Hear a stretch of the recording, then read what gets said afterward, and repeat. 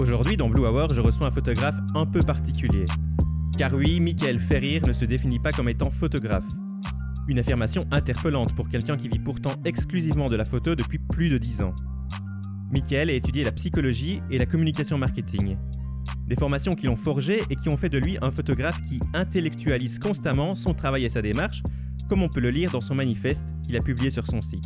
Après avoir fait ses débuts dans la photo de mariage, d'abord en numérique puis en argentique, Michael s'est petit à petit éloigné de ce monde pour se concentrer sur un domaine qui le passionne, la documentation de l'envers du décor.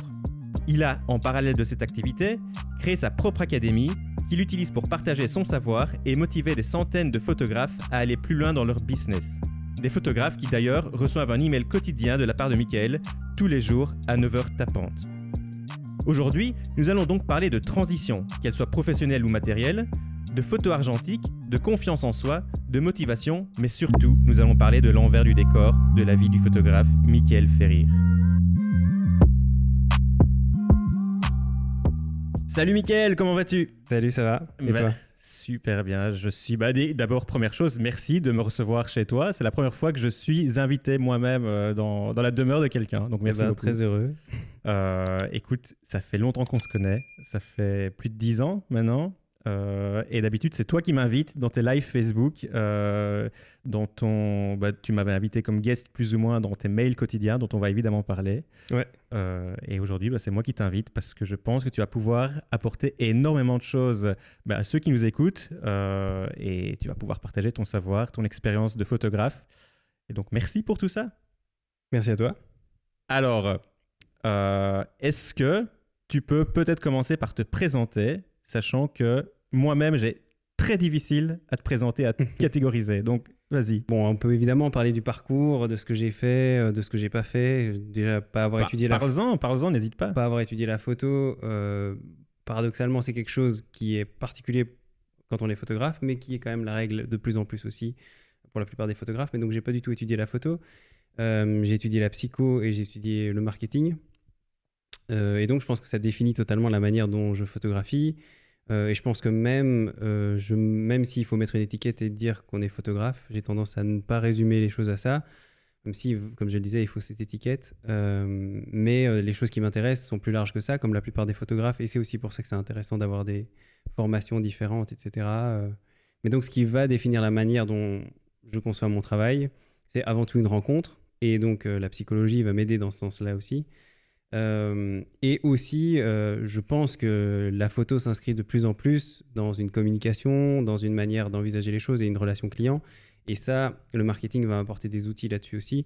Donc, tout ce qui est un peu à la croisée des chemins entre la photo ou l'image, même le dessin, la psycho et le marketing va vraiment m'intéresser. Et il y a des tas de choses entre tout ça. On peut parler de neuromarketing, on peut parler de relations clients. On peut parler même du dessin et de la manière dont ça conditionne ce qu'on est capable de voir ou de ne pas voir. Enfin, toutes ces choses-là m'intéressent parce qu'elles vont se trouver à la croisée de psycho, comme je le disais, et de toutes les formations que j'ai eues finalement et qui m'amènent à peut-être avoir un regard qui est coloré par tout ça, quoi. Donc, c'est un peu une présentation qui n'en est pas une, c'est-à-dire que je sais bien que je parle de ce que j'ai fait plus que de ce que je suis. En tout cas, tu n'as pas encore dit une seule fois que tu étais photographe.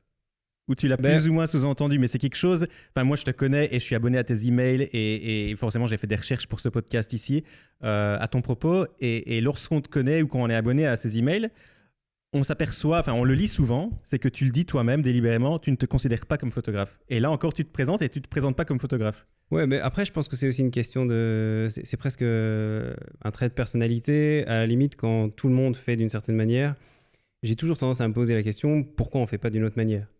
Et donc c'est pour ça que je vais dire que je suis pas photographe, mais quand j'étais photographe de mariage, je disais que j'étais pas photographe de mariage.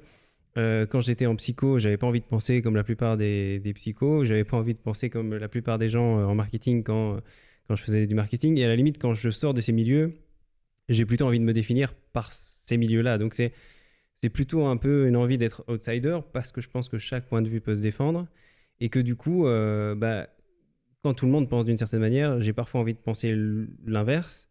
Simplement pour l'exercice, simplement pour le jeu. Et du coup, je pense que ça définit aussi ma méthode. Si je fais du mariage, je vais me poser la question de pourquoi on le fait comme ça et pourquoi on ne le ferait pas de plein d'autres manières qui sont possibles pareil, quand on est photographe, pourquoi être photographe, c'est être ça.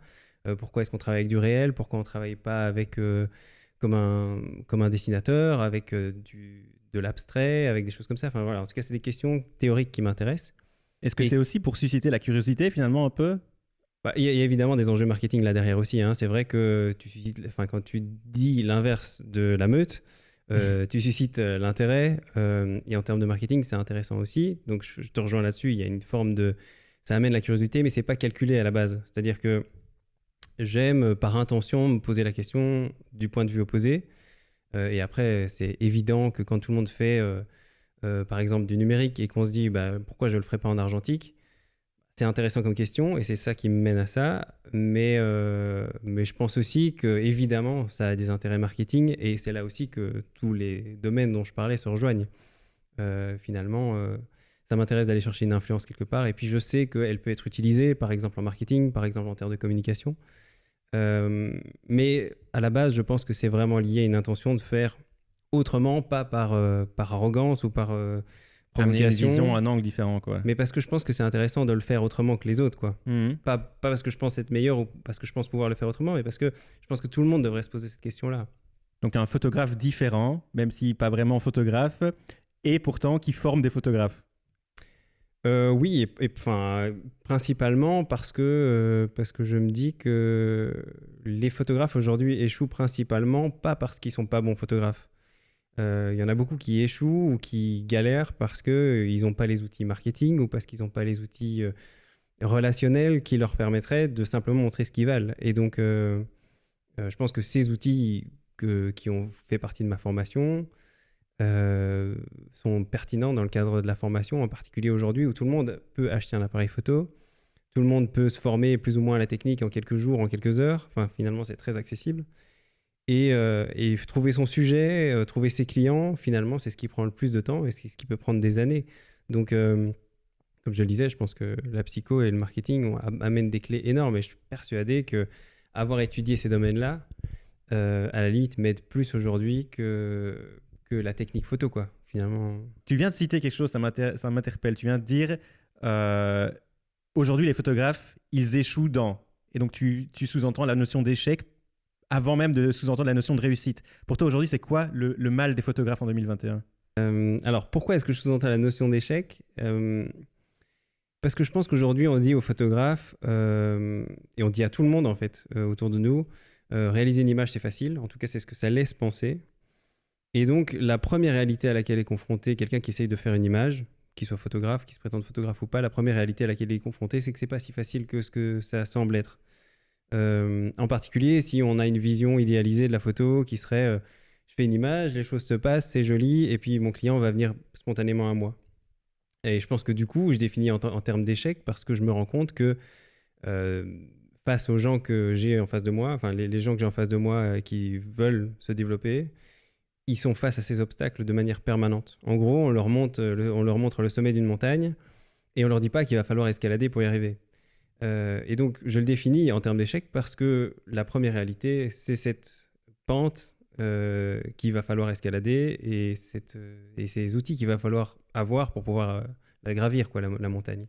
Est-ce que tu penses que c'est propre à notre génération, propre aux photographes de 2021, ou tu penses que ces freins, ces obstacles, ils ont toujours été là dans le domaine de la photographie ? Je pense même que c'est plus large que le domaine de la photo. Je pense qu'il y a je pense qu'il y a une vraie différence générationnelle qui est en notre faveur, hein. Je pense que l'accessibilité de tout, elle est hyper bonne dans tous les domaines, que ce soit acheter un appareil photo ou l'accès au savoir. Finalement, si on se reporte juste à nos parents, le savoir il était détenu par l'école et il n'y avait pas accès à Internet ou il fallait aller à la bibliothèque. Enfin, finalement, tout ça était moins accessible. Pareil pour le capital. Si on voulait lancer son entreprise, il fallait avoir un très très gros capital pour pouvoir le faire. Aujourd'hui, tu as un MacBook, même pas, tu as un iPad ou même un iPhone. Tu peux lancer un business et ça ne va pas te demander un capital énorme non plus. Donc, c'est vraiment beau d'avoir ça. C'est une opportunité de dingue. Et ça, il y a une vraie différence générationnelle.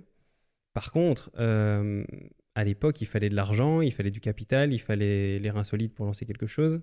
Aujourd'hui, il faut peut-être moins ça, mais ça nécessite un investissement différent en temps, en énergie et en motivation. expérience, en motivation. Et donc, je pense que c'est un leurre de penser que c'est plus simple aujourd'hui. C'est plus simple sur ce critère-là du capital, de l'accès. C'est peut-être moins simple sur d'autres aspects, ou en tout cas, c'était tout aussi difficile avant, mais on ne s'y essayait pas parce qu'on se disait, par exemple, être photographe, ça relève des gens qui ont étudié la photo, qui ont simplement le matériel pour le faire, alors qu'aujourd'hui, le matériel, il est partout. Donc, je pense que cette notion d'accès a changé avec notre génération, le fait d'avoir accès à tout ça, mais ça a construit un leurre qui est... Comme un cadeau empoisonné, finalement. Un peu. Voilà, c'est ça. Puisque ouais. c'est accessible, c'est censé être simple, Ouais. mais c'est pas vraiment le cas, quoi. Donc, Et du coup, il y a quand même, malgré tout ça, des photographes qui réussissent, qui tirent avantage de cette facilité aujourd'hui et qui peut-être vont montrer à d'autres photographes qui galèrent un peu plus que regardez comme c'est facile. Donc, tu vois, ça amplifie le côté c'est facile. On est dans une génération, dans une période où tout est facile, tout est accessible.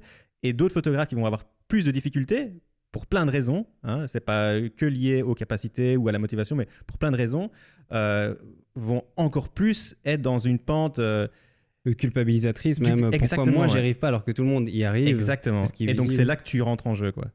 Je pense que c'est une question de... Il y a plein de choses là derrière. Hein. Tu parlais de la culpabilisation, de la confiance en soi, mais ce phénomène, il est présent partout, même sur les réseaux sociaux. Ce qu'on nous montre, finalement, ça n'est que la réussite.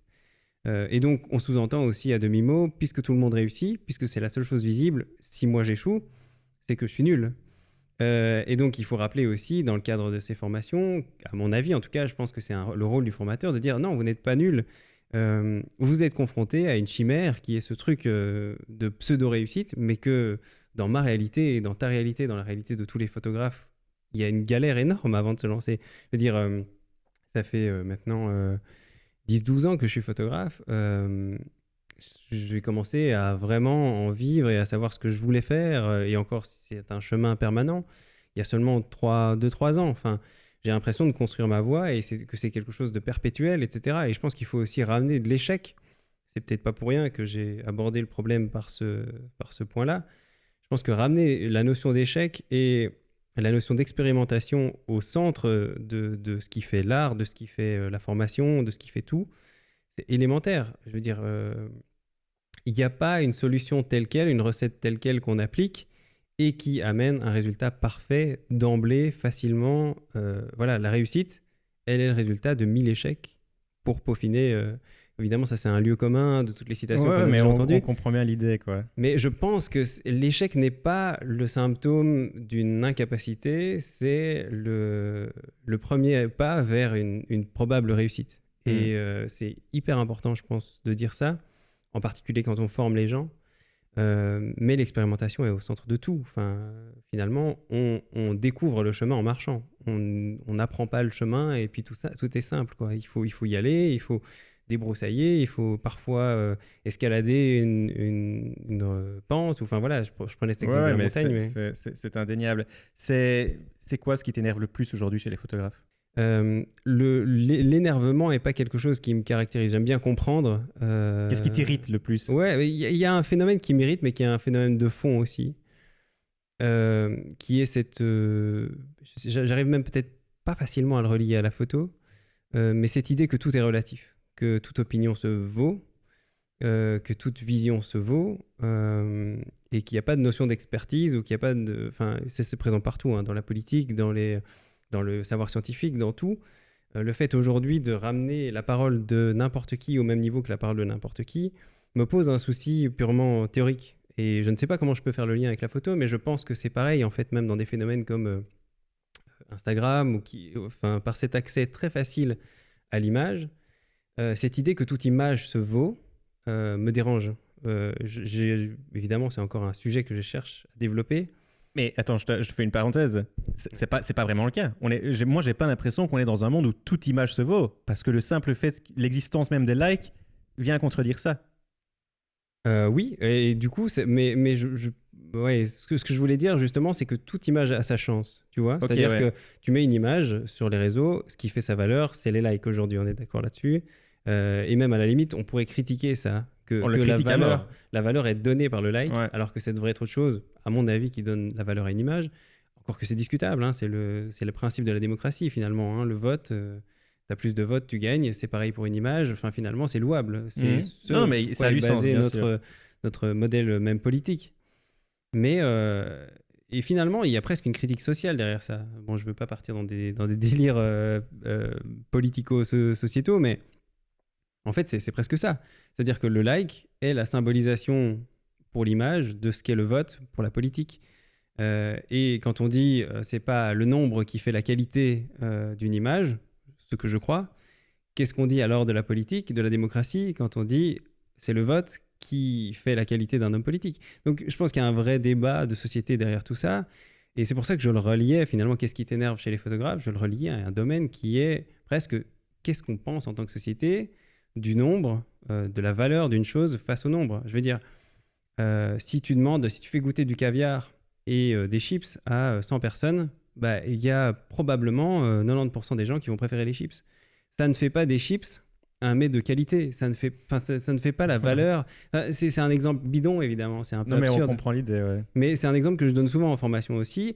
Tu auras beau fabriquer du caviar avec tout l'amour que tu veux et que ça a cette valeur-là. Si les gens en face de toi ont envie de bouffer des chips devant la télé, c'est ça qui va gagner, c'est ça qui va l'emporter. Et donc, il faut garder ça en tête. C'est pas parce que t'as pas eu beaucoup de likes, c'est pas parce que tu as échoué sur tous les projets que tu as fait que ça n'a pas de valeur. Ça a peut-être une valeur qui n'est pas estimée socialement et ça vaut le coup d'en tenir compte, quoi. Mais du coup, où est la place pour la démarche artistique alors? Si finalement tu te bases que sur la popularité d'un travail, Voilà, ouais. si tu te fies juste à ce que tes potentiels clients ou ton audience ou la masse aiment, où est la place pour la démarche artistique? Elle est pareille qu'en politique. Et qu'est-ce qu'on fait du clientélisme? Enfin, si on tient compte seulement du vote et qu'on érige toute une politique en fonction d'un vote, bah finalement, où est l'ambition? Où est le leader? Où est le... Donc, c'est même, j'avais fait un email quotidien sur ce thème-là. On n'est pas des... Enfin, moi, j'ai tendance à dire aux photographes, on n'est pas des influenceurs. Enfin, c'est bien d'être influenceur, mais ça a une fonction précise d'influence.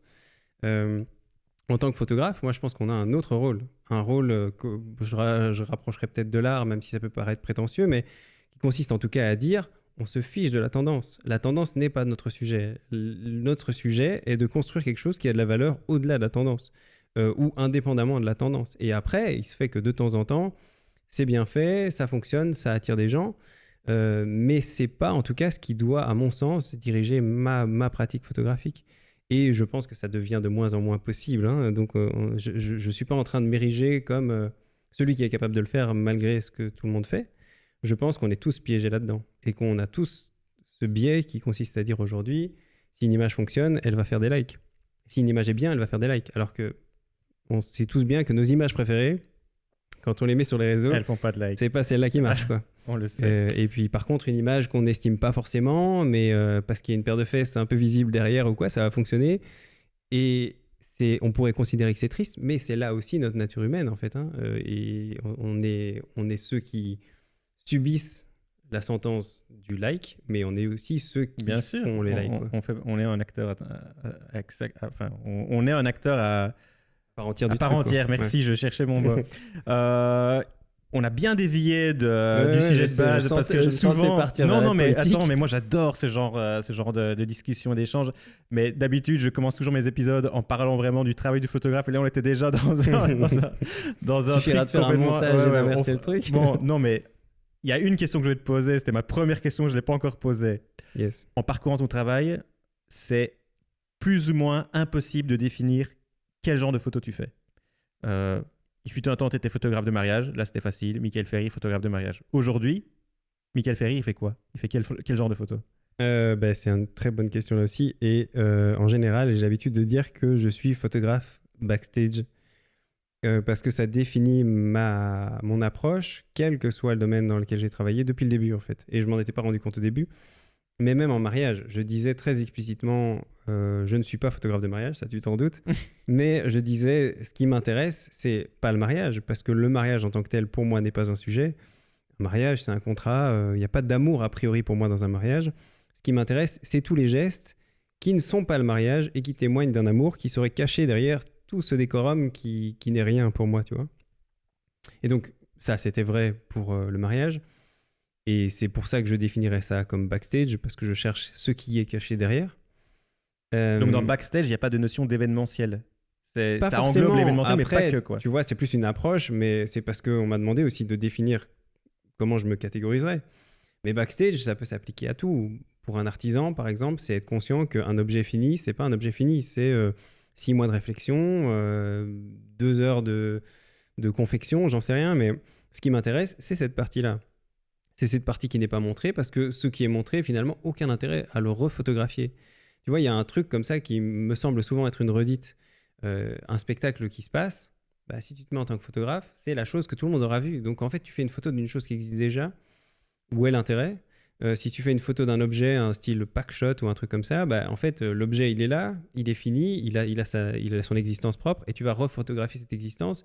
C'est comme de dire je t'aime en faisant un cœur avec les doigts. Pour moi, tu surlignes quelque chose qui existe déjà. Pour moi, ce qui m'intéresse quand un objet est fini, c'est tout ce qui n'est pas montré et qui fait que cet objet est beau. Alors, certaines marques sont contre, par exemple, ils disent non, on n'a pas intérêt à montrer ça, ça fait partie du mythe de la marque, etc. Bien sûr, ouais. Mais en tout cas, dans tout ce que j'ai fait, ce qui m'intéresse fondamentalement, c'est ça. Parce que c'est là que je veux aller. Si je vois un sac qui me paraît magnifique, qui est vraiment parfaitement réalisé, ce qui va m'intéresser, c'est quelle est la petite main qui est derrière, quelle est la technique de couture qui est derrière, qui mène à ça, comment est-ce que la personne l'a pensé pour que ça fonctionne parfaitement et ça soit parfaitement bien calibré. Ça m'intéresse. Et donc, c'est pour ça que je photographie ça. Photographe de backstage. Est-ce qu'on pourrait dire aussi photographe documentaire de la vie de tous les jours ou de monsieur et madame tout le monde? Ou c'est trop... Je suis pas certain en fait. Non. Parce que mais c'est intéressant comme question parce que du coup, ça m'oblige à me positionner par rapport à ça, par rapport au mot documentaire et par rapport à quotidien. Par rapport à documentaire, je pense qu'il y a une approche presque photojournalistique qui va pas convenir tellement parce que je suis dans un registre qui se rapproche peut-être plus de l'art et donc du coup qui interagit vraiment avec les choses. Je suis pas dans la sacralisation de l'objet qui doit rester comme il est. Pour moi, les choses peuvent être changées, en tout cas dans mon approche. C'est pas parce que je fais du backstage que je vais pas le mettre en scène. C'est ça, la mise en scène est permise, quoi. Voilà, c'est ça. Et même à la limite, je pense qu'elle défend parfois plus de naturel parce que, je te donne un exemple, mais si on essaye par exemple c'est un problème qui se présente souvent sur mes reportages. Je te donne l'exemple d'une marque il y a 2 semaines où je shootais des œnologues qui goûtaient du vin, ou du champagne plus précisément.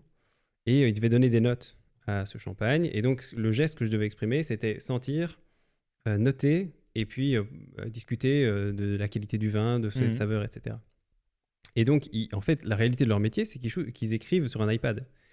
Sauf que moi, ce que je veux dire, c'est cette personne prend des notes. Et quand elle est sur un iPad, à l'image, on voit pas qu'il prend des notes. Ouais. On a l'impression qu'elle joue, on a l'impression qu'elle fait un truc qui n'est pas qu'elle prendre des notes. travaille sur du bureautique. Et donc dans ce cas-là, typiquement, je vais lui demander d'avoir un carnet, d'avoir un crayon, parce que ce que je veux, c'est qu'on comprenne qu'elle est en train de prendre des notes.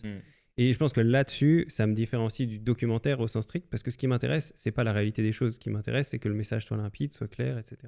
Donc par rapport à documentaire, je me définirais pas comme ça, parce que, je te le disais, la mise en scène est permise, etc. Et en tout cas, ce qui compte, c'est l'objet et pas forcément l'intention. Et après, sur le quotidien, peut-être qu'il y a une notion de quotidien, parce que si par exemple je vais shooter un défilé, en tout cas si mon sujet est un défilé de mode, ce qui va m'intéresser, c'est les 5-6 jours qui précèdent le défilé, et pas le jour J, parce que je pense que là, tout est déjà fait. Mais les 5-6 jours, les nuits blanches avant, etc. Donc il y a une notion de quotidien, mais plus une notion de durée, peut-être même à la limite. Donc j'aurais tendance à dire photographe du temps long plutôt que quotidien. Parce que ce qui m'intéresse, c'est vraiment la durée, et photographe, peut-être pas documentaire, mais en tout cas, qui cherche à comprendre l'intention du sujet, quoi. Reportage, quoi, plus ou Ouais, moins. Ok. ouais. Mais j'adore la réponse. Elle me convient tout à fait. Bon, parlons. Je vais te poser une question. C'est pas vraiment une question. Je vais te faire interagir sur quelque chose. D'habitude, c'est en tout début d'épisode. Et là, on est déjà au quart. Donc, je demande à tous mes invités de présenter un objet qui leur tient à cœur, un objet qui est important dans leur vie, ainsi qu'une photo qu'ils ont prise, une photo qui est importante pour eux. Est-ce que tu peux nous présenter ta photo? Alors, la photo... alors, c'est une photo de Stromae que j'ai faite maintenant, je pense que c'était en 2014, donc ça fait bien 6-7 ans. Ouais. C'était la première fois que je shootais en argentique, la première fois que je shootais pour Stromae. dans un endroit qui a priori n'est pas forcément dingue. Première fois en argentique. T'avais jamais shooté en argentique? Non, avant? j'avais déjà shooté en argentique, mais la première fois pour un client. Ok. Concrètement, j'avais shooté un peu en argentique, puis je suis tombé très malade pendant genre 6 mois et je me suis arrêté de travailler pendant presque un an. C'était la reprise. Et en fait, d'ailleurs, c'était le premier boulot quand je reprenais parce que j'avais entre-temps prospecté. Enfin bref, ce premier job, je savais que je l'aurais. Et donc, première fois que je commençais vraiment en argentique, parce que cette transition en argentique, elle s'est opérée juste après cette maladie. Et donc, j'ai fait cette image presque sur un malentendu, parce que finalement, je ne connaissais pas Stromae. Finalement, c'était quand même un environnement assez impressionnant pour moi et pas habituel. C'était dans un théâtre, un ancien théâtre Art Nouveau à Bruxelles qui s'appelle l'Aegidium. Très, très bel endroit, hein, vraiment magnifique, parce que presque abandonné et très Art Nouveau aussi. Donc une esthétique que j'adore, mais par contre hyper sombre, hyper colorée, mais donc pas forcément non plus adaptée à la technique argentique. Et puis il y avait une pièce magnifique, totalement abandonnée, avec juste une fenêtre et un néon de l'autre côté de la fenêtre, et la fenêtre était un peu opalescente. Donc dans cette pièce avec des murs sombres, vraiment un filet de lumière qui passait, quoi. Et je vois cette pièce et je me dis, mais elle est trop bien, cette pièce elle est magnifique. Mais seulement avec le pose-mètre, ça m'indiquait un quart de seconde, quoi. Donc un quart de seconde, c'était quand même un peu tendu. En argentique, chaud, quoi. Ouais. Et donc, et puis j'étais limité à 400 ISO. Donc je me dis, bon, parce que c'était la pellicule que j'avais ce jour-là. Donc je me dis comment je vais faire ça. Et puis, je sais pas, à un moment, Paul passe devant moi, enfin Stromae passe devant moi. Et je lui dis, oh tiens, ça te dirait de venir avec moi juste dans la pièce, alors que je ne demande jamais ça à personne. Je suis très mal à l'aise pour demander un portrait, etc. À la limite, il faut que ça soit sur des mariages, par exemple, si la personne... Ça se met tout seul, quoi. Voilà, c'est ça. Donc je lui demande, première fois que je lui demande, il s'installe simplement sur une chaise, il croise les jambes, il met ses mains, et je pense que je vais travailler un tout petit peu la posture pour que ça ressemble un peu à une posture de Joconde, un truc vraiment très cadré, très posé, presque un peu comme on posait au début du siècle passé, quoi. Ouais. Donc il y avait vraiment un truc, un lieu qui me plaisait, un peu un truc hors du temps aussi, parce que c'était vraiment un peu à l'écart de ce qui se passait, de ce shooting qui se passait à côté. On en revient au backstage. Voilà, c'est ça. Et puis un peu un truc qui était absurde. Enfin, tout était absurde en fait. Même ma demande d'être avec lui, de cette lumière qui a priori ne permettait de rien faire. Et du coup, je me mets dans un coin de la pièce, je l'installe. Je savais qu'il fallait aller relativement vite parce que finalement, il devait gérer la DA du shoot. Et je déclenche, et puis je me dis, mais un quart de seconde, attends, t'es fou, quoi. Donc je me suis mis assis par terre avec un genou relevé, j'ai posé l'appareil photo sur mon genou un peu comme un trépied, Ouais. et j'ai fait 4-5 images, et puis après j'ai été faire 4-5 images de son visage un peu plus près. Et puis l'image finale est un montage entre une image horizontale où on voit bien son visage et où c'est net, par chance, un quart de seconde, et son buste complet qui est un peu flou en vrai, mais puisque son visage est net et que je l'ai rapporté sur cette image-là, ça fonctionne. Donc cette image a une histoire. Cette image marque le début pour moi de quelque chose de différent. Et puis aussi, elle est pour moi pas iconique, mais elle a une aura qui s'approche de la peinture dans la posture qu'a adoptée Paul à ce moment-là. Donc c'est resté l'image que je préfère, et c'est dingue parce que finalement c'est une des premières images qui correspond à ma manière de fonctionner actuelle en argentique, etc. Et donc, c'est comme si c'était la première carte que j'ai jouée. Et encore aujourd'hui, je pense que je n'ai pas fait mieux. Après, j'espère que ma meilleure image sera celle que je ferai demain ou dans 10 ans. Bien sûr. Mais en tout cas, elle a cette saveur-là de ce moment-là et qui reste dans ma mémoire, quoi. Il représente vraiment une espèce de renaissance, quoi. Oui, et puis en fait, ce qui m'a marqué aussi, c'est que dernièrement, j'ai re-shooté pour Stromae, et en discutant avec lui, cette image est revenue comme ça. Je pense que c'est Coralie, sa femme, qui disait « Ah oui, cette image, je m'en souviens. » Et Paul a toujours cette posture-là. À chaque fois qu'il reprend cette posture-là, je repense à cette image que tu as faite de lui. Donc, il y a quand même un truc presque comme une lumière qui perce à travers... J'ai l'impression que cette image me poursuit, quoi. Et d'ailleurs, c'est celle que je resserre toujours quand on me pose cette question, parce que finalement, pour un photographe, c'est une question fréquente. Mais c'est intéressant d'évoquer l'histoire qui est derrière, qui n'est pas toujours évoquée. Et il y a une histoire derrière chaque image. C'est ça qui est fascinant aussi, c'est que derrière chaque image qu'on fait, tous les photographes, il y a toujours une histoire qu'on connaît, quoi. Tout à fait. Et alors, tu nous as amené des boîtes. Yes. Alors ça, c'est les objets. Et ça va évoquer ce que je disais tout à l'heure. Je sais pas si on va le voir ou bien on l'intégrera. En tout cas, il y aura des photos pour ceux qui écoutent le podcast en audio. Ce genre de choses, ça me fascine. Genre, Ok, la donc précision... pour ceux qui ne voient pas, vraiment, ceux qui écoutent le podcast en audio, allez voir sur YouTube. Je ne sais pas si on verra vraiment bien les gestes de Mickaël, mais ça vaut de l'or. À la limite, on le filmera, on l'intégrera. Mickaël est en extase devant des boîtes qui sortent de boîtes. Non, mais tu vois la précision du truc. Alors après, évidemment, on s'en fiche, mais ça donne aussi une idée de... Il y a un truc très instrumentalisé et très harmonieux, en tout cas, dans ce... C'est ce que je décrivais tout à l'heure quand je disais ce qui m'intéresse, c'est le processus backstage. Je sais qu'est-ce qu'il fait quand je parlais du sac qui était parfaitement fait, quel est le système de couture qui a été choisi, la main précise qui a confectionné ça. Ça m'intéresse, mais ça m'intéresse jusque dans des objets comme ça. Alors, c'est une boîte, là, c'est une boîte de bougies, on s'en fiche. Mais moi, en général, j'achète, ça m'arrive très souvent, d'acheter des objets juste pour la boîte, quoi. La boîte m'intéresse. Ici, on a acheté des bougies. Évidemment, les bougies, elles sont cool. Mais la boîte, je vais la garder, quoi. D'ailleurs, on se fout toujours de ma gueule parce que j'ai 1000 boîtes. Genre, je garde les emballages de tout parce que c'est... Allez, si quelqu'un va dans la précision aussi fort pour le packaging de son produit, ça donne une idée de toute la précision qu'il peut y avoir ailleurs, quoi. Ça reflète un peu ton côté perfectionniste, au final. Peut-être, enfin, je sais pas si je suis moi-même bien qualifié pour dire que je suis perfectionniste, mais en tout cas, ça reflète l'intention que j'aimerais mettre dans mon travail. C'est-à-dire, et là aussi, parce que c'est le backstage qui m'intéresse. C'est-à-dire, c'est la doublure dans une veste, ou je suis fasciné par ces choses-là. L'intérieur d'une chaussure, l'intérieur d'une veste. Par le côté matériel. Et je me souviens, quand tu faisais du mariage, déjà, tu prenais un soin incroyable aux albums que tu remettais à tes mariés. C'était c'était vraiment du côté ultra qualitatif. C'était des albums premium. Puis quand tu as fait ton premier portfolio papier, pareil, tu as été très très loin jusqu'au détail même du grain, etc. Donc visiblement, tu accordes une grande importance au toucher, aux matériaux, quoi. Ouais, et aux objets, je pense. Mais je sais pas, c'est presque comme un talisman. Pour moi, il y a quelque chose de sacré derrière un objet. Puis c'est bizarre parce que quand tu m'as posé la question quel objet tu choisirais, je savais pas trop quoi dire. Et c'est Julien, un ami en commun, qui m'a dit pourquoi pas une boîte. Et il se fait que j'y avais pensé. Sauf qu'il y a tellement de boîtes que je savais pas laquelle choisir. Okay. Mais finalement, moi aussi, maintenant, je remets mes images dans une boîte qui a été confectionnée par un artisan local. Ok, ça, c'est la boîte Mickaël Ferrir, du coup. Voilà, ça, c'est la boîte qui a été fabriquée. Et là aussi, on a réfléchi à comment est-ce qu'on la constitue. C'est de l'origami, donc c'est que du pliage, c'est pas collé. Enfin, il y a une vraie réflexion là derrière. Mais après, évidemment qu'il n'y a que moi qui sais ça. Il y a un léger embossage sur la face qui correspond à un ratio 4 tiers, qui correspond au ratio de mes images, etc. Finalement, on s'en fiche et personne ne le saura. Mais cette réflexion poussée dans le détail, je pense, me rassure et me met dans une situation qui me convient. Mais ça va très loin. Parfois, c'est même obsessionnel. Parfois, genre, si j'avais fait une vidéo à un moment sur ma méthode et ma manière de photographier, etc., on avait choisi une musique avec un rythme qui était en 4/3 pour que ça corresponde au ratio de mes... Enfin, il y avait des choses comme ça, ou des patterns qui arrivent sur l'arrière de mes tirages qui étaient aussi selon un ratio 4/3.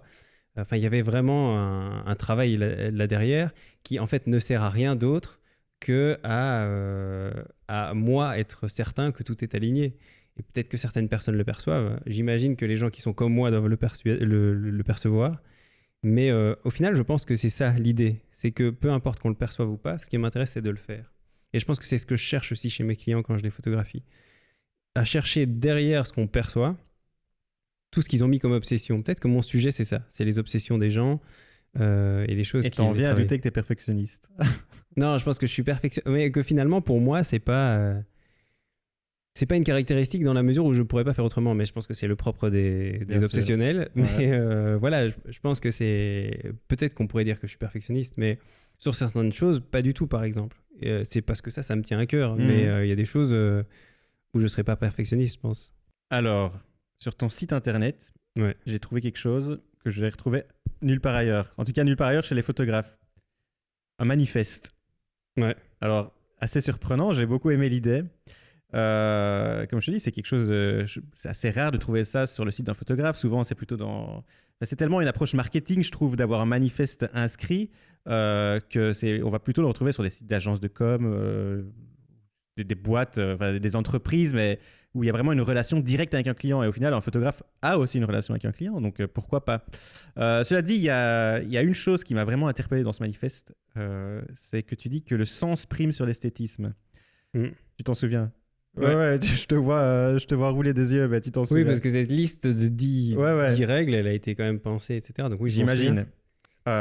Donc tu dis que le sens prime sur l'esthétisme. Or, tes photos sont très esthétiques de base. Et on sent que tu accordes une grande importance à l'esthétisme. Du coup, est-ce que tu peux expliquer justement le sens de cette contradiction, à mon sens, mais certainement à tes yeux, c'est pas du tout une contradiction. Déjà, par rapport à la notion de manifeste, on peut le raccorder effectivement à des agences de pub ou à des choses comme ça, mais surtout, pour moi, c'est un message politique. Enfin, pas politique au sens politicien du terme, mais le manifeste, à la base, c'est les règles d'un nouveau parti, ou enfin voilà, le manifeste du Parti communiste, enfin voilà, sans vouloir m'inscrire dans une logique de gauche, enfin voilà, mais en tout cas, il y a cette idée de voilà à quoi je m'engage, voilà ce en quoi je crois. Et aujourd'hui, évidemment, c'est utilisé par des agences de pub, mais l'idée, c'est vraiment de dire je veux pas là non plus m'inscrire dans un truc qui serait à propos ou je sais pas comment c'est appelé aujourd'hui chez les photographes. À propos, mais exactement voilà. Ça. Mais manifeste me semble plus pertinent, plus juste par rapport à ce que je veux dire là-dedans. Et la deuxième question qui était, je ne sais plus. Mais du coup, par rapport au sens, le sens prime sur l'esthétisme. Je pense qu'il y a cette division-là entre sens et esthétisme, entre fonction et forme. Elle existe partout dans l'art. Elle existe en particulier dans le design, qui est un domaine qui m'intéresse beaucoup. Et les deux vont soit de pair, soit entrent en conflit. Donc, si tu prends une chaise, par exemple, pour moi, la perfection d'une chaise, c'est quand le fond rencontre la forme. C'est-à-dire une très belle chaise, mais qui en plus, on aime s'asseoir dedans. Parce qu'elle est confortable, parce qu'elle est... Et ça, c'est la magie qui arrive, quoi. Si tu prends des chaises... prenons un designer comme les Eames, le couple Eames, ils ont fait des chaises qui sont magnifiques, mais qui sont aussi hyper confortables et qui ont été pensées parce qu'elles étaient confortables. Et donc, eux, il y a toujours ce débat chez le designer, par exemple, de est-ce que la fonction prime sur la forme ou l'inverse? Et je pense qu'il y a cette logique-là aussi chez les photographes. Et on en parlait tout à l'heure avec le photojournalisme. Est-ce que le sens prime sur l'esthétisme ou est-ce que l'esthétisme prime sur le sens? De la même manière, est-ce que je suis plutôt photographe-artiste, c'est-à-dire que l'esthétisme prime pour moi, ou photographe photojournaliste, si on veut caricaturer les choses, et que donc c'est le sens qui prime pour moi et je ne peux pas faire de mise en scène ou des choses comme ça. Donc je pense que ce débat, il est infini. Ce que je dis dans ce manifeste, c'est juste que pour moi, s'il faut choisir entre les deux, je choisirai le sens. Parce que c'est lié à cette notion de backstage. Parce que ce qui m'intéresse, c'est de comprendre et pas forcément de montrer. C'est un peu l'idée qu'il y a là derrière. Mais au final, mon ambition, c'est quand même d'arriver à mêler les deux. C'est-à-dire qu'une image doit être belle et avoir du sens. C'est l'ambition de tous les photographes, finalement. C'est pouvoir raconter une histoire qui a du sens à travers. Mais selon l'ordre dans lequel tu le places, et ça c'est paradoxal, parce que de nouveau, si je dis le sens prime sur l'esthétisme, là je m'inscris plutôt dans une logique photojournalistique, puisque je dis, ce qui m'intéresse, c'est d'être fidèle à mon sujet, d'être dans le reportage, etc. Mais je pense que ce sera variable. À certains moments, ce sera plus l'un, à d'autres moments, ce sera plus l'autre. Mais je pense qu'aujourd'hui, on est beaucoup dans l'esthétisme, et que c'est peut-être aussi, sur Instagram, beaucoup dans l'apparence. Aller à contre-courant. Peut-être aller à contre-courant, mais en tout cas, je pense que cet esthétisme est trop présent. Et que c'est une manière de dire, c'est pour ça que c'est un manifeste, c'est une manière de dire, attention, le sens prime pour moi actuellement. Peut-être que si le sens était premier, je dirais l'inverse. Parce que je pense que les deux sont défendables, comme je te disais, mais si tout le monde voulait être rationnel et mettre du sens dans ce qu'il fait, peut-être qu'à un moment je dirais attention, il faut quand même que les images soient belles. C'est juste une manière de prendre le contre-pied pour dire autre chose que ce qui est dit par je comprends mieux. Alors comme presque tous les photographes de ton âge, donc pour situer dans la trentaine, tu as commencé par la photo numérique. On est quasi tous dans le cas. Et puis un jour, tu t'es décidé, je vais découvrir le fabuleux monde de l'argentique. Pourquoi? Comment? Alors comment parce que le comment définit le pourquoi, je pense. Au départ, moi, je suivais des photographes qui étaient très, très numériques. Benjamin Brolet, pour ceux qui sont de ma génération, c'est une évidence. Genre, il n'y avait que lui qu'on pouvait suivre à l'époque, à part si on voulait lire son mode d'emploi du nouveau 30D qu'on venait d'acheter. Donc, Benjamin Brolet, qui est une référence pour pas mal d'entre nous. Je suivais aussi un Suisse qui s'appelle Valentin Floreau. Et vraiment des photographes qui étaient... avec des couleurs très numériques, c'est-à-dire vraiment très éclatantes, une précision aussi très numérique, et j'aimais ça. Et même une esthétique très, très contemporaine ou très numérique, dans le sens où elle était très lisse, très joyeuse, très souriante, très fun. Et à la limite, je me suis un peu perdu là-dedans au début en essayant de reproduire ces images-là qui n'étaient pas moi d'une certaine manière. Et donc au début, j'ai vraiment suivi ça et ça m'a convenu et c'était très bien. Et j'étais dans les découvertes, comme quand on découvre un nouvel outil et qu'on est fasciné par son potentiel. Et puis à un moment, je me suis dit, mais attends, il y a un ou deux photographes là dont je vois les images et qui sont incroyables, quoi. Qui sont incroyables dans les ombres, qui sont incroyables dans les teintes de vert, les accords chaud-froid, des trucs que je ne sais pas comment on peut les obtenir. Alors je cherchais évidemment au niveau de la post-prod, mais genre des jaunes qui viraient vers les orangés chauds, des verts qui étaient presque turquoises et qui avaient des teintes de bleu qui apparaissaient comme... Enfin, c'était vraiment presque du fauvisme. Pour moi, c'était une peinture genre pleine de détails et avec une palette de couleurs comme si elle était dupliquée. Donc on avait 3 fois la palette de couleurs que je connaissais, quoi. Donc j'ai récolté ces photos au fur et à mesure en me disant mais qu'est-ce que c'est que ces photographes, enfin, pourquoi est-ce qu'ils font tous comme ça et pourquoi ils ont tous cet esthétisme-là. Et dedans, il y avait José Villa, il y avait Jonathan Canlas, il y en avait d'autres. Et puis à un moment, je me suis rendu compte que tous ces photographes faisaient de l'argentique et que tous ces photographes travaillaient avec un même appareil photo qui était le Contax 645. Donc je me suis dit, ah, il y a peut-être quelque chose à creuser là derrière. Donc j'ai acheté un appareil photo argentique. À la base, pas un Contax 645, j'ai acheté un Mamiya 6.7 et j'ai commencé à faire des images avec ça. Alors, hyper cool les images. Et en général, quand je recevais des images en tirage direct depuis le négatif, elles étaient parfaites. Elles étaient magnifiques. Mais le labo qui me les scannait était... Enfin, franchement, le résultat était nul, quoi. Donc, je me disais, mais attends, mais est-ce que tu n'exposes pas bien? Mais en même temps, tes tirages directs depuis le négatif sont bien. Est-ce que tu choisis pas la bonne pellicule? Qu'est-ce qui se passe? Pourquoi c'est aussi nul alors qu'eux, ils y arrivent, quoi? Et puis, je me suis dit... Enfin, avec le temps, je me suis rendu compte que c'était sans doute le labo qui foirait, quoi. J'ai été voir des labos, j'ai été demander qu'ils rescannent, demander pourquoi c'était si moche. Et à chaque fois, la réponse. Difficile de dire ça à un labo, quoi. Vous faites du travail de merde. Franchement, moi, je leur ai dit regardez les tirages que je reçois. Ça, c'est parfait. Je veux ça. Pourquoi est-ce que j'ai cette merde? Ouais. Enfin, et les labos que j'avais en face de moi à Bruxelles à l'époque, c'était il y a 10 ans, me disaient. Déjà, c'était un peu une absurdité de leur demander de faire du scan. Donc, je pense qu'ils utilisaient des machines qui n'étaient pas forcément les meilleures pour ça. Et les labos me disaient, ah bah on sait pas, de toute façon, en gros, ils n'avaient pas la machine pour faire mieux que ça, quoi. Et donc, je me suis renseigné sur les labos que ces photographes utilisaient. À l'époque, Richard Photolab, donc aux États-Unis, et j'étais prêt à envoyer à Richard Photolab. Et il se fait que c'était en 2000, je pense que c'était vers 2014, un truc comme ça. Peut-être un peu plus tard, j'en sais rien, mais à cette époque-là a été lancé Carmencita, qui est un labo qui est en Espagne, et qui était dans la même veine, qui se défendait de la même manière, en tout cas qui utilisait les mêmes codes de communication. Et donc je me suis dit, testons ça. Et c'était bingo dès le départ. Et ce que j'ai appris par la suite, parce que j'étais me former auprès de José Villa et de Jonathan Canlas, qui étaient ces 2 photographes que je suivais. Donc une formation au Mexique et une formation à Hawaï. Et quand j'ai rencontré Canlas à Hawaï, il me disait, tu connais Albert qui est le boss de Carmencita. Il m'a dit, mais je connais bien Albert, j'adore ce gars. Puis on a discuté un peu. Et en fait, Albert a été se former avec Canlas dans son labo. Je ne sais pas si c'était dans l'Utah à l'époque, mais en tout cas, il a travaillé dans son labo et il a travaillé sur les images de Canlas. Et les images de Canlas que j'adorais et que j'avais gardées à l'époque dans mon dossier en me disant qu'est-ce que c'est que ces images incroyables, c'était des images qui avaient été développées par Albert. Donc la boucle était bouclée, mais sans le savoir, quoi. Ok. Et donc, voilà les petites histoires derrière tout ça. T'es tombé fou amoureux de l'argentique, à tel point qu'à un moment donné, tu ne faisais plus que ça. Mm-hmm. Et puis, t'as été un peu moins extrême, t'es revenu petit à petit au numérique.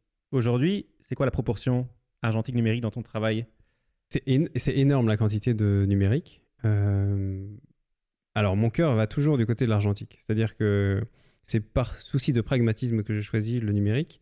Pas simplement parce que mes clients entendent ça, mais parce que la plupart du temps, je travaille en équipe actuellement. Et donc, le gros avantage de l'argentique, du numérique, c'est de mettre l'appareil au milieu et c'est vraiment comme un Zoom ou une conférence ou un truc qui devient circulaire, quoi. Chacun discute, chacun donne son avis, on construit l'image, il y a quelqu'un qui vient déplacer un objet et donc on travaille comme ça et j'adore ce travail en équipe. Et donc, si le but est de travailler en équipe, le numérique est le meilleur outil qui existe pour ça et je vais vraiment à fond dans ce domaine-là. Donc, j'éclaire selon ça, je relie à l'ordinateur pour que tout le monde voit les mêmes choses en même temps, je travaille avec des directeurs artistiques qui donnent leur avis sur la construction de l'image, etc.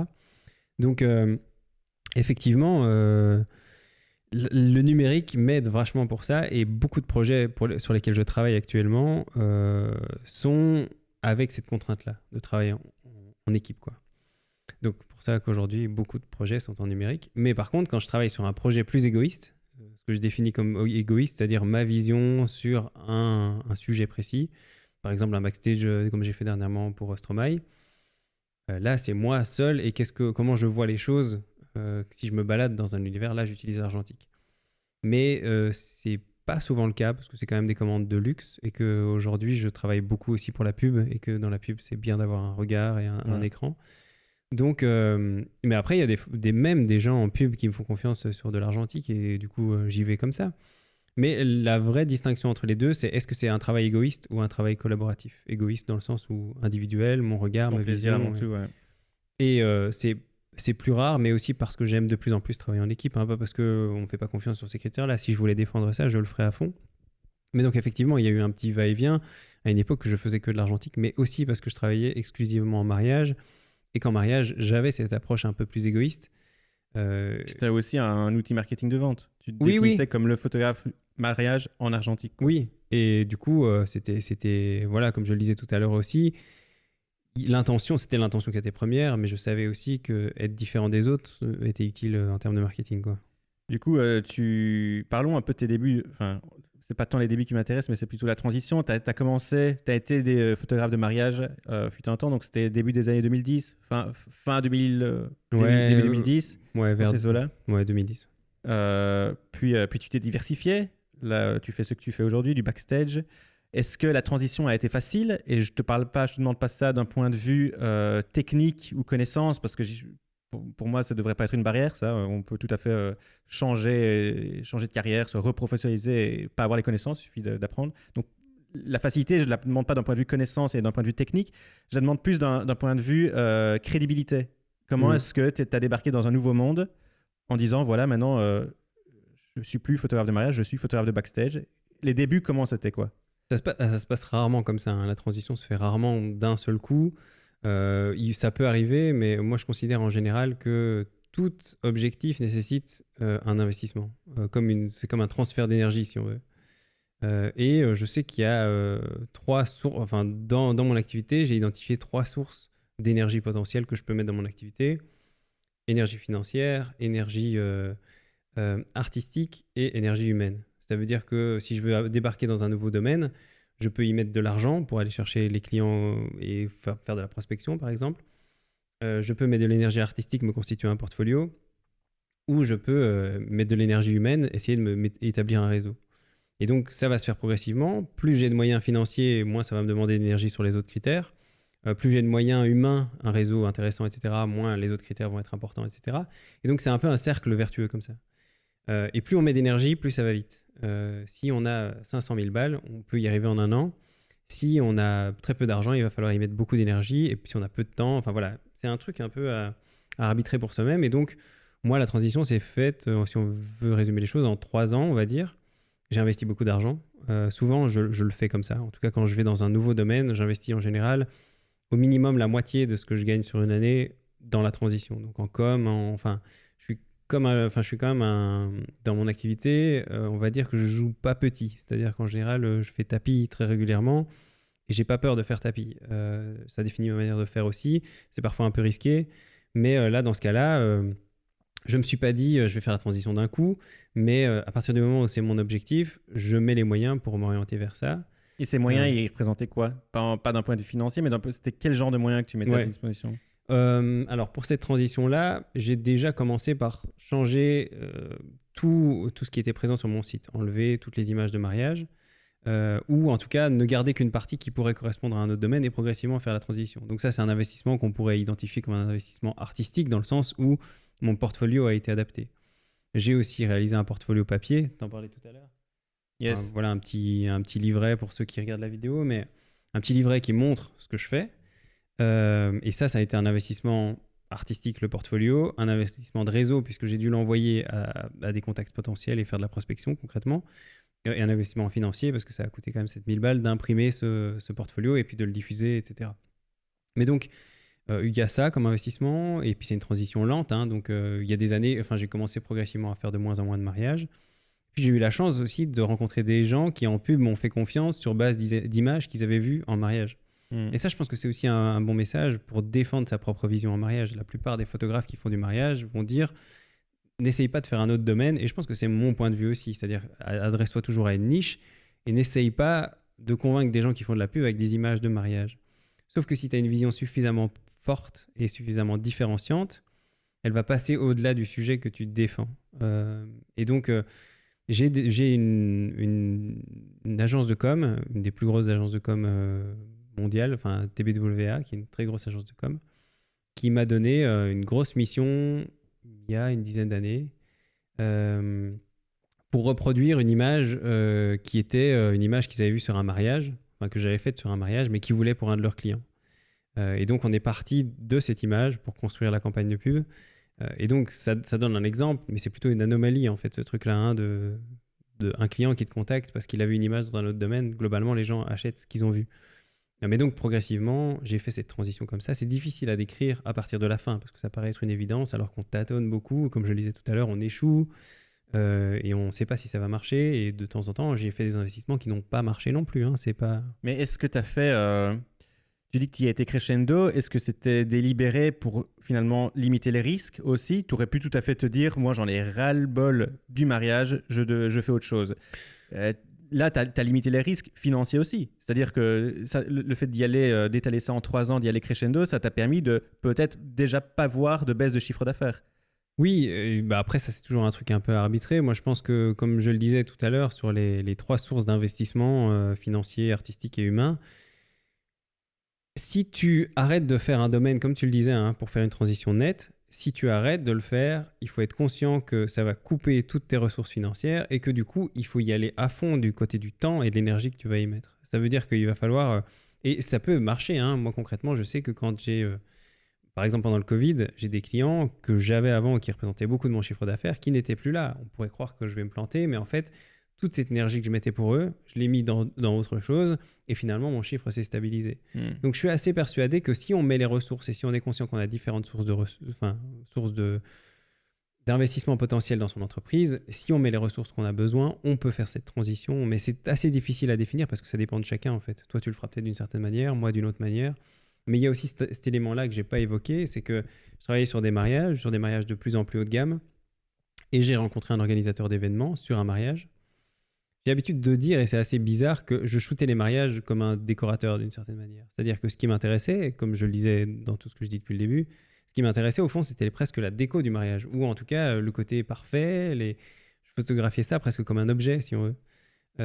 Et donc, c'est assez logique que j'ai attiré l'attention des décorateurs qui étaient derrière les mariages. Et j'ai commencé à travailler pour des décorateurs ou des organisateurs d'événements qui géraient la déco derrière un événement, derrière des mariages. En fait, concrètement, un wedding planner m'a demandé de commencer à travailler. Il m'avait rencontré sur un mariage où je bossais pour les mariés.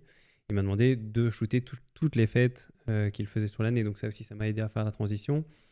Parce que c'était vraiment la demande parfaite entre les clients mariage et les clients artisans, quoi. C'est ça. Tu viens plus ou moins de le mentionner à demi-mot. Tu t'es diversifié aussi récemment. Ton activité, tu as une nouvelle activité qui est la formation. Tu as lancé la Ferrir Academy. Tu l'as créée justement au début du Covid. Est-ce que c'était déjà une idée que tu avais depuis longtemps ou tu as sauté sur l'occasion finalement que ce wedding planner, ce client a arrêté toutes ses activités et qu'il fallait absolument remplacer ce chiffre d'affaires directement et que l'académie était le meilleur moyen de le faire? Comment se fait cette transition encore une fois? Alors la formation, ça fait longtemps que j'en fais.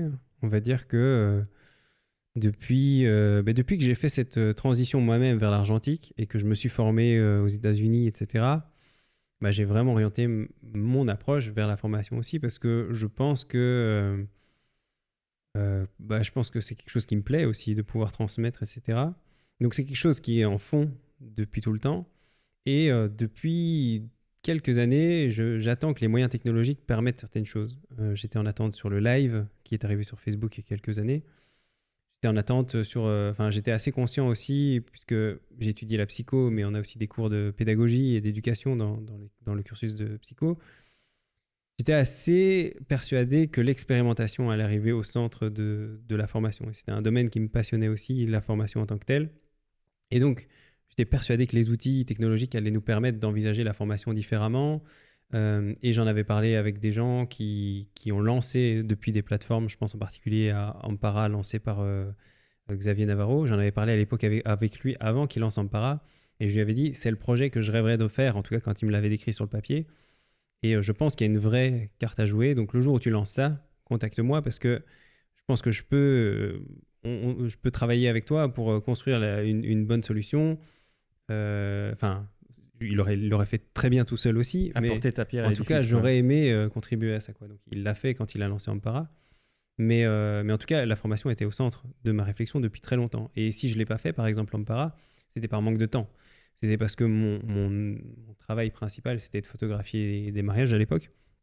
Et d'ailleurs, c'est intéressant de savoir que Xavier a arrêté d'être photographe le jour où il a lancé Ampara. Donc, c'est un truc qui est quand même en toile de fond depuis longtemps, mais par manque de temps, je ne l'ai pas fait. Et c'est un peu le cas même maintenant, hein. J'ai 1000 projets qui seraient réalisables, mais par manque de temps, j'en fais que 3. Là, avec le Covid, mon client principal a arrêté de fonctionner. Donc, je me suis lancé dans la formation parce que c'était une source de revenus qui apparaissait, mais surtout, je pense, parce que je me suis dit, qu'est-ce que je fais de mon temps ? Qu'est-ce que je fais de mes journées sans routine ? Et une des premières routines que j'ai mises en place dans ce vide intersidéral qu'allait être cette année Covid, la première routine, c'était d'envoyer un email chaque matin à une audience et de le faire en essayant d'y mettre chaque fois une idée clé, quelque chose qui aide les gens. Après, évidemment, on ne fait pas ça dans le vide et j'espérais avoir un retour sur investissement, mais quand je fais le compte sur l'année, par rapport à tout le temps que j'ai investi, je pense pas l'avoir fait par calcul, tu vois. Enfin, bien sûr, évidemment, il y a toujours, et on le sait tous, hein, quand on s'inscrit à une newsletter ou un truc comme ça, il y a toujours un moment où on essaye de nous vendre une formation et ça me semble assez légitime. Mais ce qui m'a motivé à la base, c'était purement égoïste, c'était l'idée de me créer une routine, de me créer une certaine hygiène. Et même aujourd'hui, que mon activité a repris un peu avec la fin en tout cas avec certaines choses qui rouvrent, je me dis que je vais continuer cet email quotidien, quitte à ne rien vendre, mais juste parce que je pense que c'est sain pour moi de me poser ces questions tous les jours, et je me rends compte de ce que ça apporte aussi à certaines personnes qui me suivent quoi, là-dessus. Ouais, tu parles de routine et je pense qu'elle est saine. Enfin, moi, je te lis tous les jours depuis. Je me suis inscrit, plus ou moins quand tu as commencé ça. Je pense que je me suis inscrit au mois de mai, quelque chose comme ça, mai 2020. Et c'est vrai que les sujets que tu traites sont passionnants. Et parmi les sujets que tu traites, ça part beaucoup de motivation, de développement personnel. On sent que c'est vraiment des sujets qui t'attirent et qui t'intéressent. Mais c'est quoi exactement ton rapport, toi, Michael Ferrir, avec le développement personnel, avec ces thématiques de développement personnel, de motivation ? Je pense qu'il est plus ou moins similaire à ce qu'on a dit tout à l'heure avec l'accès facilité à tout le monde et la notion d'expert qui disparaît. Et du coup aussi la notion de savoir non relatif. C'est quelque chose qui me tient à cœur parce que le savoir n'est pas qu'une opinion pour moi. Il y a les opinions d'un certain côté et puis il y a ce qui est la réalité. Et c'est quelque chose qui devient de plus en plus flou dans la manière dont on définit les choses aujourd'hui. Tout ça pour dire qu'aujourd'hui, évidemment, le développement personnel, il est partout, il est dévoyé la plupart du temps et il est utilisé à tout va.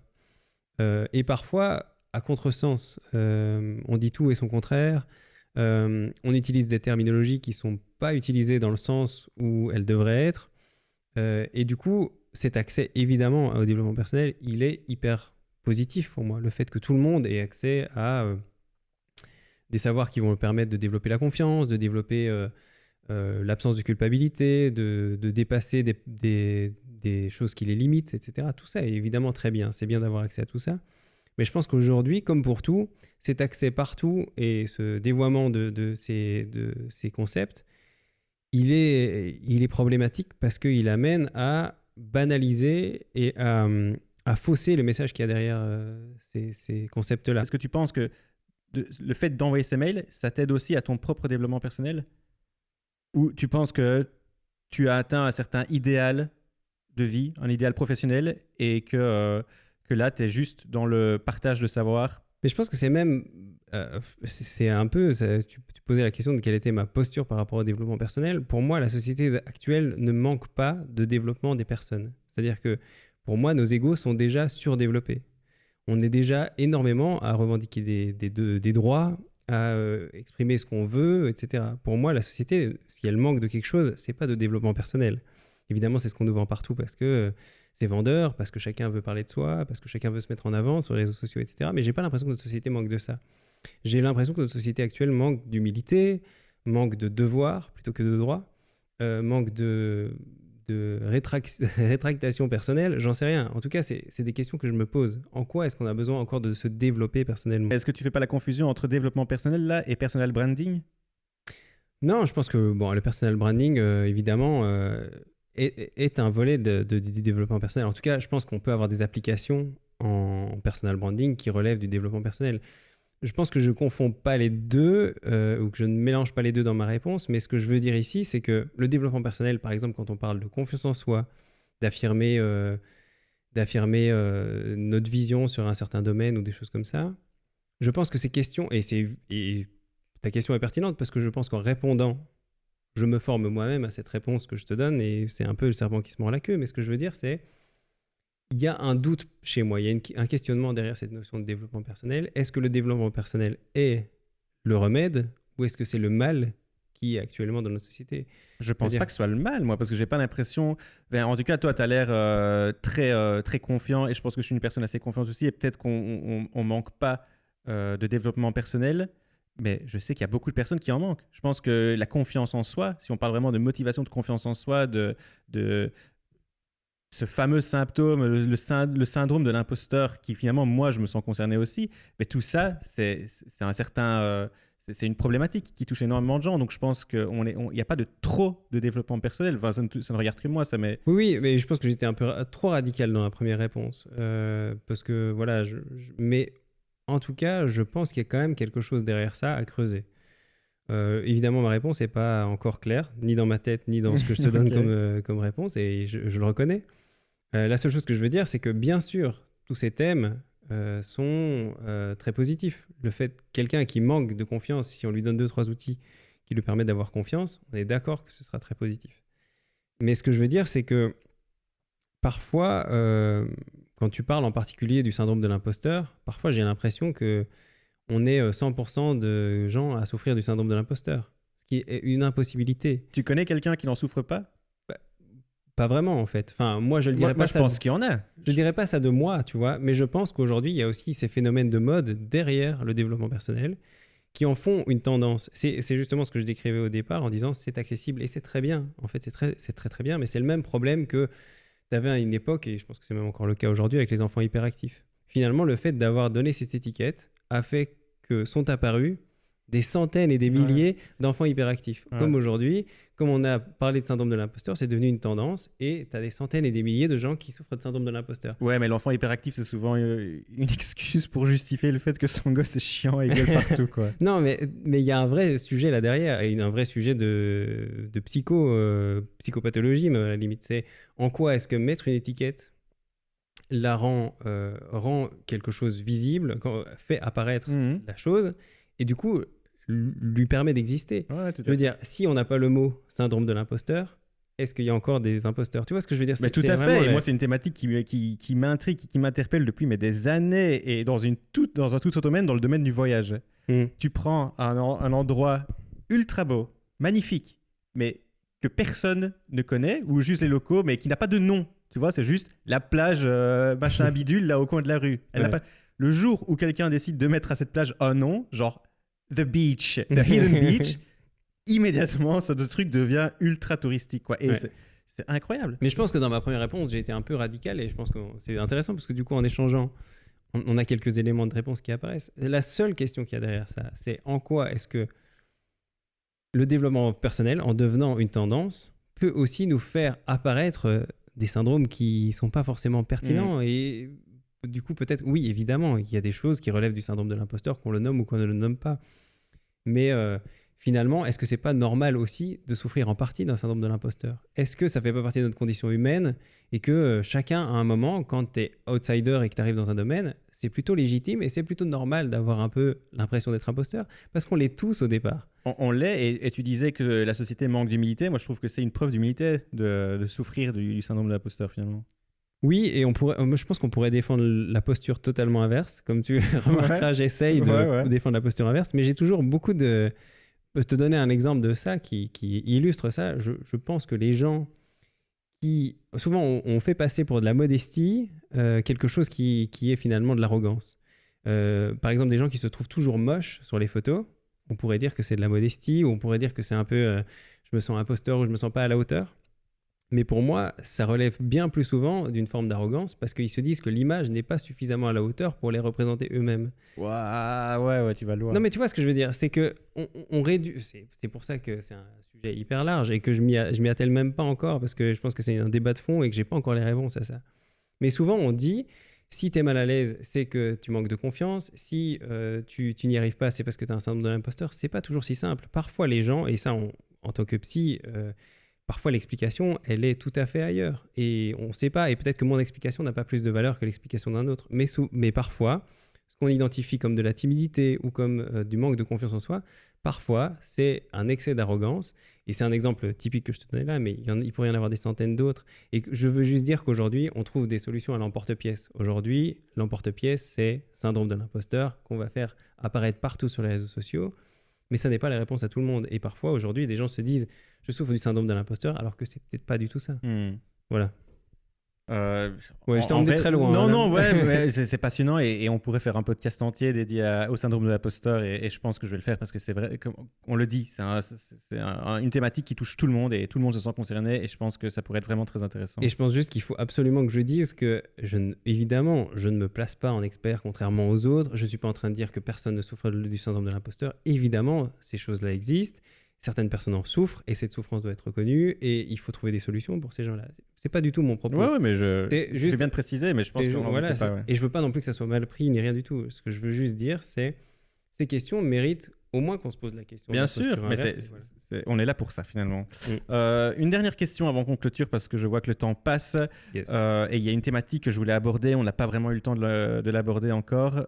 Donc je vais juste te poser une question qui va, j'espère, englober la totalité de la thématique et on va voir si... On verra. On va voir si je ne digresse pas vers autre chose. Ouais, on va voir si tu peux me répondre en 3 minutes ou en 5 minutes. La thématique, c'est une thématique que tu traites souvent dans tes mails. Dans tes formations, c'est l'approche client, la relation client. Encore une fois, on pourrait faire un podcast entier dédié à cette thématique tellement elle est vaste. Donc, je vais te poser une question très concise et très focus. Aujourd'hui, Michael Ferrir, lorsqu'il prospecte un client que tu ne connais pas mais à qui tu as envie de travailler, il fait quoi?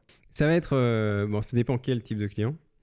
Mais en tout cas, il l'écoute. De base, je pense qu'il écoute. Et qu'il ne le faisait pas du tout avant. Donc, il le faisait beaucoup moins. J'ai appris que 100% de la réponse que je cherche est chez la personne en face. Si j'ai un client en face de moi, je sais qu'il sait totalement pourquoi il devrait me choisir. Et moi, je ne le sais pas au moment où je le rencontre. Mais là, tu es déjà au step 2. Donc moi, je te dis, tu es là, tu es assis à ton bureau, tu veux bosser avec un client, tu vas envoyer un mail. Ouais. Le mail, ta démarche, elle va être analytique, elle va être vendeuse, elle va être autopromotion. Mais en fait, à la base, si je fais ça, j'espère juste avoir une rencontre pour pouvoir avoir accès à l'écoute. Et comment tu crées cette rencontre? Comment tu vas... Concrètement, tu veux dire très pragmatique? Ouais, quels arguments tu vas mettre dans ton mail pour créer cette rencontre? Je pense des arguments déjà de légitimité, c'est-à-dire, je vais dire, j'ai travaillé pour un tel, expliquer quel est mon sujet et après dire peut-être un élément de curiosité en disant voilà, il y a des choses que je peux pas vous montrer parce qu'elles sont confidentielles, mais on peut se rencontrer pour en discuter. Après, la prospection, ça marche une fois sur 100. Hein, ouais, bien sûr, mais je sais que c'est un sujet qui intéresse énormément de gens. C'est comment tu vas trouver tes clients et comment surtout tu arrives à avoir un premier oui, peut-être. Oui, alors ça, c'est vraiment une question qui est purement pragmatique, tu vois. Donc, donc, je vais y répondre de manière très pragmatique. C'est-à-dire que mes clients en mariage, par exemple, je savais qu'il fallait que je sois publié sur des blogs pour pouvoir les attirer. Et donc, c'était ça, ma méthode de prospection. Aujourd'hui, avec les agences de pub, en général, ce qu'elles attendent, c'est des prestataires fiables qui ont déjà travaillé dans ces domaines-là et elles achètent un peu ce qu'elles ont vu ou ce qu'elles savent que tu peux faire. Donc, je vais envoyer un email en disant j'aimerais vous rencontrer parce que j'ai fait ça, ça, ça et ça. Je pense que ça pourrait matcher avec vos clients. Quand est-ce qu'on peut se rencontrer? Et donc là, tu as déjà fait toi-même tout un processus analytique. Tu vas analyser le client, ce qu'il a fait, ses besoins, etc. pour pouvoir déjà lui proposer un premier projet potentiel, quoi. En permanence, j'ai pas mon téléphone ici, mais en permanence, j'ai une liste de gens potentiels à contacter. Je pense que je dois avoir 200 ou 250 personnes dedans. Ouais. Donc des marques ou des gens, ou je vois un artiste à la télé, je me dis son travail est dingue, ça m'intéresserait de documenter ça. Donc j'ai cette liste qui est un peu dormante comme ça et qui est dans ma tête, mais en même temps je les note parce qu'il y a des mots, des noms que j'aurais oubliés sinon. Et cette liste, dès qu'il y a une opportunité, soit parce que je connais quelqu'un qui connaît quelqu'un, voilà, ou parce que j'ai l'adresse mail de la responsable client, ou j'en sais rien, enfin voilà. Ou même volontairement, moi je cherche par exemple sur LinkedIn la personne responsable du marketing pour un tel et puis je lui envoie un email. Ça marche très peu parce que finalement tomber sur la bonne personne qui a besoin de ça à ce moment-là, etc. Ça marche peu, mais moi c'est la technique que j'utilise, ça marche peu, mais si tu envoies 100 mails à 100 personnes LinkedIn, tu en as une qui va répondre, quoi. Voilà, moi la statistique que j'avais faite par rapport à ça, c'est une statistique que j'avais faite quand j'avais ce portfolio qui était sorti, avec mon travail dedans. J'envoyais 10 emails par jour à des personnes qui faisaient partie de cette liste, soit parce que j'avais un contact en commun, soit parce que j'avais un premier accès, enfin voilà, j'envoyais un premier email. Et donc en 10 jours, j'avais envoyé 100 emails. Sur ces 100 emails, je pense que j'avais 10 réponses en moyenne. La fameuse règle des 10%. Voilà. On voit partout. Et sur ces 10 réponses, quand je demandais un rendez-vous, j'avais une personne que je rencontrais. Et donc j'avais calculé qu'en 10 jours, je signais avec une personne. Donc, je pouvais avoir un nouveau client si je m'appliquais cette règle en 10 jours. De 10 emails par jour. C'est fou parce que cette règle de 10%, on la voit partout. Ouais. Tu as des abonnés à ta newsletter, tu as 10% qui vont acheter, et sur ces 10%-là, tu as 10% qui vont tout acheter. Ouais. C'est dingue. C'est vrai que c'est vraiment le cas. Moi, c'est une règle, elle est figée quoi, maintenant. Je sais que j'ai une audience, la première audience, je fais 10% de ça, et puis encore 10% de ça, et on la voit partout. Et d'ailleurs, ça devient très mathématique. Et c'est vrai pour les abonnés sur les newsletters. Et d'ailleurs, c'est un peu triste parce que tu vois ta base de données augmenter et tu te dis, yes, j'en ai eu 1000, donc je vais avoir 10 nouveaux clients. Mais pour les clients, c'était assez utile parce que je savais du coup évaluer totalement mes coûts. Je pouvais dire, j'avais fait imprimer 300 portfolios. Donc il faut que j'imprime, j'avais fait les calculs à l'époque, ça date un peu, mais j'en avais 300 imprimés, donc il faut que j'envoie autant d'emails et j'aurai autant de nouveaux clients en un an. Il se fait que mon premier client acquis grâce à cette méthode m'a mis sur des missions tellement énormes que ça remplissait déjà mon agenda et que je n'ai pas voulu chercher à aller beaucoup plus loin. Et donc pour mes 300, j'avais fait 300 portfolios, j'en ai distribué que 150 150 je crois. Parce que après, c'était déjà rentabilisé largement, quoi. Mais en tout cas, voilà, mathématiquement, c'est comme ça que s'est fait la prospection, quoi. Merci pour ces détails. Désolé pour les digressions. Non, mais je pense que je te réinviterai une autre fois et on va vraiment faire un podcast entier dédié à la prospection et à la relation client qui est en plus d'un point de vue d'un ancien étudiant en psycho. On n'a pas eu l'occasion ni le temps malheureusement de plonger là-dedans, mais c'est une vraie thématique qui est trop intéressante. Donc, on essaiera de faire ça. Une toute dernière question. Yes. Est-ce que tu peux me recommander un ou une photographe, un ou une actrice de l'industrie photographique francophone à inviter pour le podcast? Moi, je dirais Elliot Verdier. Ok, ouais. Parce que je l'ai rencontré sur une conférence que je donnais il y a... il donnait une conférence l'année après moi sur Traveling Light, qui est les conférences organisées par Carmen Cita. Donc, on ne donnait pas la conférence la même année, mais les discussions que j'ai eues avec lui étaient intéressantes. Lui, pour le coup, est photojournaliste à 100%. Il travaille à la Chambre, donc vraiment là, encore plus extrême que moi. Il fait des reportages dans des environnements passionnants aussi, sur des thématiques dingues, mais avec de la Chambre, quoi. Donc, il fait des portraits pour Le Monde aussi, des portraits de célébrités et de gens moins connus, Mais en tout cas, hyper intéressant, tant sur l'approche, même si on est différent sur l'approche, que sur les résultats. Et puis quelqu'un d'hyper sympa et hyper accessible. Génial, ouais. c'est noté. Vraiment. Elliot Verdier. Où est-ce qu'on peut te retrouver sur les réseaux, sur Internet, ton travail? Où est-ce que les gens peuvent te retrouver? Un peu partout. Pas beaucoup sur Instagram parce que je suis pas un grand adepte d'Instagram, même s'il y a des comptes. Donc on peut me suivre là-dessus, mais je vais pas être très régulier. C'est quoi? C'est Michael Ferrir en un mot? Alors il y a Michael Ferrir et aujourd'hui c'était très compliqué de tout combiner parce qu'il y a des formations, il y a du travail pour des campagnes de pub et puis il y a du travail pour des particuliers, etc. Donc j'ai créé Michael Ferrir qui est mon site avec mon approche, etc. michaelferrir.com. Et puis j'ai créé 2 entités qui sont Ferrir Studio qui regroupe des travaux collaboratifs faits pour des clients et Ferrir Academy qui est plutôt de l'ordre de la formation. Donc ça, ferrir.studio et ferrir.academy. Ferrir, F-E-R-I-R-E. Ouais, le plus simple du monde. possible. On essaie toujours de mettre 4 R quelque part, mais Ouais. voilà, il en faut que 2 au total. Mais donc voilà, on peut me suivre là. Eh bien, parfait. Merci. Un tout grand merci, Michael. Eh bien, chers auditeurs, merci d'avoir écouté ce nouvel épisode avec Michael Ferrir. J'espère qu'il vous a plu. Si c'est le cas, n'hésitez pas à laisser un avis positif sur Apple Podcast, un commentaire également. Et comme d'habitude, vous retrouverez les illustrations, les images de Michael sur le site du podcast bluehour.club. Merci beaucoup et à très bientôt. Ciao. Ciao.